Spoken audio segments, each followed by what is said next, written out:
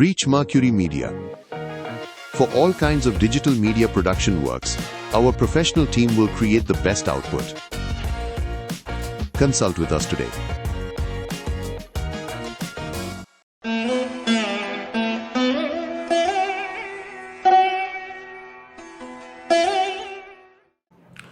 ஓம் சரணாகத தீனார்த்த பரித்ராண பராயணே சர்வஸ்யார்த்திகரே தேவி நாராயணி நமோஸ்துதே. வணக்கம் நேர்களே, இது மகாலட்சுமி ஜோதிடம் வழங்கும் காலச்சக்கரம். உங்கள் அன்பு ஜோதிடர் ஸ்ரீராம்ஜி பேசுகிறேன். அனைவரும் நலமுடன் இருக்கிறீர்களா? நன்றாகத்தான் இருப்பீர்கள், நன்றாக இருக்க வேண்டும். இன்றைய காணொளியில் நாம் காண இருப்பது ஏன் லக்னம் முக்கியம். இதுதான் தலைப்பு. ஜாதகத்தில் வேறு நிலைகள் பலன் எடுப்பதற்கு நாம் கணிதம் பண்ண வேண்டியது இருக்கும். ஒன்று, லக்ன அடிப்படையில் இந்த ஜாதகம் எப்படி செயல்படுது அப்படிங்கிறது. இன்னொன்று, ராசி அடிப்படையில் இந்த ஜாதகம் எப்படி செயல்படுதுங்கிறதையும் பார்ப்போம். இதில் பிறப்பு முதல் ஒரு மிடில் ஏஜ் வரைக்கும் லக்னம் வழி நடத்திக்கிட்டு வந்தால் அதன் பிறகு ராசி வழி நடத்தும். இதில் லக்னம் கணிதம் ஏன் அவ்வளோ முக்கியமானதாக போகுது அப்படிங்கிறத நம்ம இன்றைக்கி பார்க்கணும்.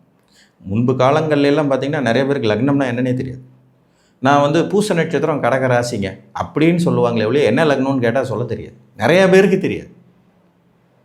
காரணம், அந்த ஜென்ம நட்சத்திரத்தையும் ஜென்ம ராசியையும் நம்ம ஃபேமஸ் படுத்தின அளவுக்கு இந்த ஜென்ம லக்னத்தை ஃபேமஸ் படுத்தலை. ஆனால் உண்மையை சொல்லணும்னா, ஒரு ஜாதகத்துக்கு இருக்கக்கூடிய யோகங்களாகட்டும், தோஷங்களாகட்டும், வளர்ச்சியாகட்டும், முன்னேற்றமாகட்டும் தீர்மானிக்கிற இடத்துல ஒளிஞ்சிட்ருக்கிறது லக்னம் தான்.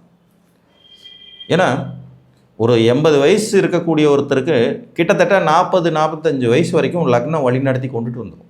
இதுக்குள்ளே அவருடைய வாழ்க்கையில் பெரும்பகுதியான விஷயங்கள் நடந்து முடிஞ்சிடும். அப்பா அம்மாவுடைய நிலைப்பாடு, ஜாதகருடைய கல்வி அறிவு, உத்தியோகத்தின் வலிமை, திருமண பந்தத்தின் சிறப்பு, குழந்தை பாக்கியத்தினுடைய யோகிதைகள், நண்பர்கள், உறவுகள் எல்லாம் இந்த 45 வயசுக்குள்ளே முடிவாயிடும்.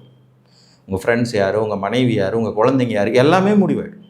உங்கள் கணவர் யார், உங்கள் உறவுகள் யார், படிப்பு என்ன, வேலை என்ன, உத்தியோகம் என்ன. அப்போ மீதி இருக்கிற அந்த ராசியினுடைய காலகட்டங்கிறது எஞ்சிய வாழ்க்கையின் நன்மை தீமைகளை தீர்மானிக்கிறதா தான் இருக்கும். அது எஞ்சிய மிஞ்சிய அப்படிங்கிறது மாதிரி தான் வந்துடும். அப்போ லக்னம் அந்த அளவுக்கு முக்கியமாகுது. இதில் இன்னும் உங்களுக்கு புரிந்து கொள்வது மாதிரியான ஒரு விளக்கம் கொடுக்குறேன். சந்திரன் எங்கே ட்ராவல் பண்ணிகிட்டு இருக்காரோ அதுதான் உங்களுடைய ஜென்ம ராசி. அவர் எந்த நட்சத்திரத்தின் மேலே ட்ராவல் பண்ணுறாரோ அதுதான் உங்களுடைய ஜென்ம நட்சத்திரம். இப்போ விசாக நட்சத்திரத்தில் துலா ராசிக்குள்ளே சந்திரன் இருக்கிறார் அப்படின்னா நீங்கள் விசாக நட்சத்திரம் துலா ராசியில் பிறந்திருக்கிறீர்கள்னு அர்த்தம். இந்த சந்திரனுடைய ட்ராவல் ரொம்ப வேகமானது தான், அதில் எந்த டவுட்டும் இல்லை. ஆனால் சந்திரனை விட வேகமான ட்ராவல் பண்ணக்கூடிய கிரகம் யாருன்னு கேட்டிங்கன்னா சூரியனுடைய ஒளிக்கதிர்கள் தான். இந்த சூரியன் ஒரு இடத்துல அசையாமல் நின்றாலும் கூட அவருடைய ஒளி வீச்சானது இந்த பூமியின் மேலே 12 லக்னங்களின் வழியாகவும் 24 மணி நேரத்துக்குள்ளே ட்ராவல் பண்ணிடும். அப்போ ஏறக்குறைய 2 மணி நேரத்திற்கு ஒரு லக்னம். நல்லா கணிச்சு பாருங்கள், 2 மணி நேரத்திற்கு ஒரு லக்னம் மாறிக்கொண்டே இருக்கும். 2.25 நாளைக்கு ஒரு தடவை தான் ராசி மாறும். புரியுதா உங்களுக்கு? 2 மணி நேரத்தில் ஒரு லக்னம் மாறிடும். 24 மணி நேரத்தில் 12 லக்னங்களும் வந்துடும். 48 மணி நேரத்தில் திருப்பி ஒரு தடவை அது வந்துடும். கிட்டத்தட்ட 25 லக்னங்கள் மாறி முடிக்கிற வரைக்கும் ராசிங்கிறது ஒன்றாவே இருக்கும். ஒரே ராசி தான். ஏன்னா 2 நட்சத்திரம் மட்டும் மாறும், அவ்வளோதான். ஏறக்குறைய ஒரு நட்சத்திரம் அப்படிங்கிறது ஒரு நாள் இருக்கும். ஆனால் 12 லக்னங்களும் ஒரு நாளில் வந்துடும். அப்போ துல்லியத்தன்மை ஜாதகத்திற்கு பலன் எடுப்பதற்கு லக்னம் தான் மெயினான பாயிண்டாக வந்துடும். ஏன்னா ராசி காமனாக போயிடும், ராசி பொதுவானதாக போய்விடும். ஒரு நாளையில் 100 குழந்தைகள் பிறக்கிறாங்கன்னு வச்சுக்குவோம். இந்த 100 குழந்தைங்களுக்கும் ஒரே ராசி ஒரே நட்சத்திரம் வர்றதுக்கு வாய்ப்பு இருக்குது. 100 குழந்தை பிறக்குது, இன்றைய நாளில் 100 குழந்தைகள் பிறக்குது. ஒரு கணக்குக்காக சொல்கிறேன், அது லட்சக்கணக்கில் பிறந்துட்டுருக்கு. ஒரு 100 குழந்தை பிறக்குது, 100 குழந்தைக்கும் ஒரே ராசி ஒரே நட்சத்திரம். அனுச நட்சத்திரம் காலையில் ஆரம்பித்து அடுத்த நாள் காலையில் வரைக்கும் இருக்குதுன்னு வச்சுக்கோங்க. 60 நாளைக்கு இருக்குது அனுச நட்சத்திரம் இன்றைக்கி அப்படின்னு வச்சுக்குவோம். அப்போ இன்றைக்கு பிறக்கும் அனைத்து குழந்தைகளும் அனுச நட்சத்திரம் விருச்சிக ராசி தான். இது எப்படி தனித்துவமாக பிரித்து பலன் அளிக்க முடியும்? நல்லா யோசனை பண்ணி பாருங்கள். ஒரு நாள் ஃபுல்லாக பிறக்கிற காலையில் பிறந்த குழந்தையும் அனுச நட்சத்திரம் விருச்சிக ராசி, மதியானம் பிறந்த குழந்தையும் அனுச நட்சத்திரம் விருச்சிக ராசி, சாயந்தரம் பிறந்த குழந்தையும் அனுச நட்சத்திரம் விருச்சிக ராசி, நைட்டு பிறந்த குழந்தையும் அனுச நட்சத்திரம் விருச்சிக ராசி. என்ன 1ஆம் பாதம், 2ஆம் பாதம், 3ஆம் பாதம், 4ஆம் பாதம் நட்சத்திர பாதம் மட்டுமே வித்தியாசப்படுமே ஒழிய ராசி அதே ராசி, நட்சத்திரம் அதே நட்சத்திரம்னு வரும். இதில் இன்னொரு கூத்து, அதுக்கு அடுத்த நாள் பிறக்கிறது கேட்ட நட்சத்திரம் விருச்சிக ராசியில் கண்டினியூ ஆகும். ஆனால் லக்னம் அப்படி அல்ல. காலையில் 6 மணிக்கு சூரியன் உதிக்கும் போது லக்னம் வந்து சூரியன் எந்த வீட்டில் இருக்காரோ அந்த வீட்டிலேருந்து தொடங்கும். இப்போ உதாரணமாக ஆவணி மாதத்தில் சூரியன் சிம்மத்தில் இருக்கார். ஆவணி மாதம் 1ஆம் தேதி ஒரு குழந்தை பிறக்குதுன்னா காலையில் 6லேருந்து 8 வரைக்கும் ஏறக்குறைய, இது துல்லியமான கணக்கீடுகள், ஊருக்கு ஊர் கொஞ்சம் டிஃப்ரென்ஸ் வரும். அப்போ ஆவணி மாதம் காலையில் 6லேருந்து 8 மணி வரைக்கும் சிம்ம லக்னத்தில் அந்த குழந்தை பிறக்குது.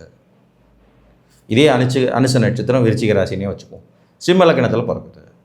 அது 8 மணிலேருந்து 10 மணி வரைக்கும் அப்படியே கன்னி லக்னத்தில் அதே அனுச நட்சத்திரம் விருச்சிக ராசியில் பிறக்குது. இப்போ டோட்டலாக பலன்கள் வேறு மாதிரி வருது. 10 மணிலேருந்து 12 மணி வரைக்கும் பார்த்தீங்கன்னா துலா லக்னம் விருச்சிக ராசியில் அப்படி பிறக்குது. ஸோ இப்போ இந்த லக்னத்தின் துல்லியத்தன்மை மாறிக்கொண்டே இருக்கும். எவ்ரி 2 ஹவர்ஸ் ஒன்ஸ் லக்னம் மாறிட்டு, இந்த மாறிக்கொண்டே இருக்கும் லக்னத்தின் அடிப்படையில் தான் ஒரு குழந்தையின் துல்லியமான பலன்களை நாம் எடுக்க முடியும். ராசியின் அடிப்படையில் எடுக்க முடியாது. ஏன்னா ராசி 2.25 நாளைக்கு ஒரே ராசியில் போய்கிட்டு இருக்கும், ஒரு நாள் முழுக்க ஒரே நட்சத்திரத்தில் போயிட்டுருக்கும். அந்த பகுத்தாய்தல் அப்படின்னு சொல்லுவாங்க இல்லைங்களா, மூலக்கூறுகளை பிரித்து பார்க்கும்போது புதிய வகை கண்டுபிடிப்புகள் ஏற்படுங்கிறது மாதிரி ஜோதிடத்தில் கிரகங்களின் வலிமைகளே லக்னத்தின் வலிமையை ராசியினுடைய நிலைப்பாட்டை பிரித்து பகுத்தாய்ந்து பார்க்கும்போது தான் துல்லியத்தன்மை கிடைக்கும். ஸோ இங்கே லக்னம் முக்கியத்துவம் வாய்ந்ததாக போயிடுது.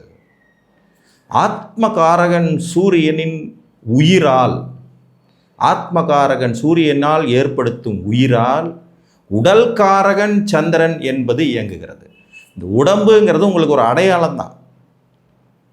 நீங்கள் இன்னார், இன்ன வேலை பார்க்குறவர், இன்னாருடைய கணவர், இன்னாருடைய பிள்ளை அப்படிங்கிறதுக்கு இந்த உடலுங்கிற அடையாளம் வேணும். ஆனால் ஆத்மா அந்த அடையாளத்திற்கு அப்பாற்பட்டது.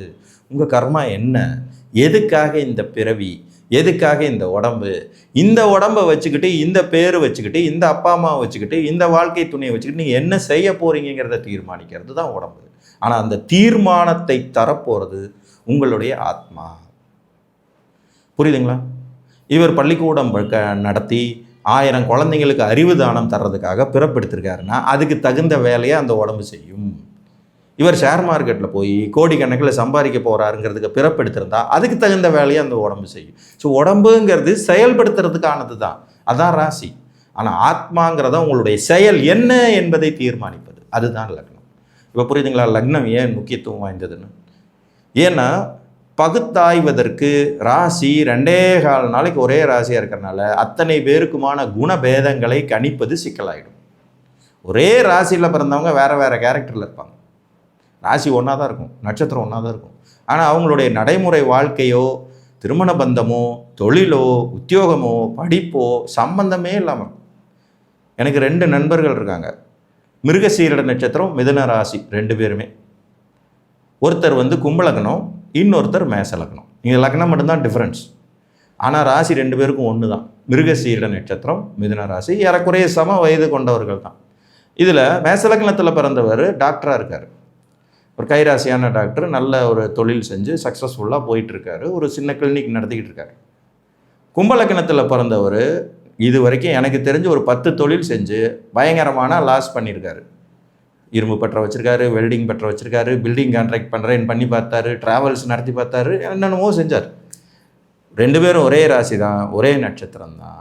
இவங்க வாழ்வியல் முறைகளே வேறு. காரணம் என்ன? அங்கே லக்னம் தான் அந்த 2ஐயும் மாற்றுது. ஒரு கைராசி மருத்துவரை உருவாக்கின லக்னம், ஒரு தொழில் முறையில் நிறைய தோல்விகளை சந்தித்ததை உருவாக்கின லக்னமாக 2 லக்னங்கள் மாறுபடுகிறது. இந்த டிஃப்ரெண்ட் நீங்கள் எங்கேருந்து கொண்டு வருவீங்க? லக்னம் இருந்தால் தான் கொண்டு வர முடியும். ஏன் லக்ன கணிதம் முக்கியம் என்பது, நீங்கள் துல்லியமாக பலன் தெரிஞ்சுக்கணும்னா அது முக்கியம்தான். நம்ம சின்ன வயசில் 8வது 10வதுலாம் படிக்கும்போது இந்த கிராப்ஸ்ன்னு சொல்லி ஒரு இது இருக்கும். சின்ன சின்ன கட்டங்களின் வழியாக சில விஷயங்களை, குறுக்கீடுகளை, கணக்கீடுகளை போடணுங்கிறது. அப்போ அந்த துல்லியத்தன்மை கிடைப்பதற்காக பகுத்தாய்தல், பிரித்து ஆய்வது அப்படிங்கிற அந்த பிரித்தாய்தலை தெரிஞ்சுக்கிறதுக்கு ராசியை விட லக்னம் மிகவும் இன்றியமையாததாகிறது. உங்கள் கர்மாவின் நோக்கம் என்னங்கிறதே லக்ன அடிப்படையில் தான் வரும், ராசி அடிப்படையில் வராது. ராசி பொதுவானது. ராசிங்கிறது ஒரு உடல். இப்போ எல்லாருக்கும் ஒரு தலை, 2 கண், மூக்கில் 2 ஓட்டை, 2 காது அப்படிங்கிறது காமனாக போயிடும். ஆனால் வித்தியாசம் என்ன? நான் சிகப்பாக இருக்கிறது கருப்பாக இருக்கிறதுங்கிற அந்த வித்தியாசத்தை சொல்லலை, ஆணாக இருக்கிறது பெண்ணாக இருக்கிறதுங்கிற அந்த வித்தியாசத்தையும் சொல்லலை. ஆத்மாவின் வித்தியாசம் என்ன? இந்த ஆத்மா என்ன கர்மாவை சுமந்து பிறக்கிறது? லக்னம் தான் அதுக்கு பதில் சொல்லுவோம். இவர் உழைப்பின் மேன்மைக்காக பிறந்தவர், இவர் உறவுகளின் மேன்மைக்காக பிறந்தவர், இவர் கடங்காரங்களுக்கு பதில் சொல்கிறதுக்காகவே பிறந்தவர், இவர் அதிகார பதவிகளுக்கு வருவதற்காக பிறந்தவர், இவர் தொழிலதிபர் ஆவதற்காக பிறந்தவர். அப்போ அந்த வித்தியாசம் நீங்கள் தெரிஞ்சுக்கிறதுக்கு, ஜாதகத்தின் பலன்களை துல்லியமாக அறிந்து கொள்வதற்கு லக்ன கணிதம் தான் மிக முக்கியமானது. ராசிங்கிறது பொதுவாக போயிடும். நான் முதல்ல சொன்ன மாதிரி தான் 2.25 நாளைக்கு ஒரே ராசியில் இருக்கும், 2.25 நாள். ஆனால் 2 மணி நேரத்துக்கு ஒரு லக்னம் மாறியே தீரும். அப்போ துல்லியத்தன்மைக்காகவே லக்ன கணிதம் அவசியம் அவசியம் அவசியம் என்று கூறி மீண்டும் ஒரு காணொளியில் உங்களை சந்திக்கும் வரை உங்களிடமிருந்து அன்புடன் விடைபெற்றுக் கொள்வது உங்கள் அன்பு ஜோதிடர் ஸ்ரீராம்ஜி. நன்றி, வணக்கம்.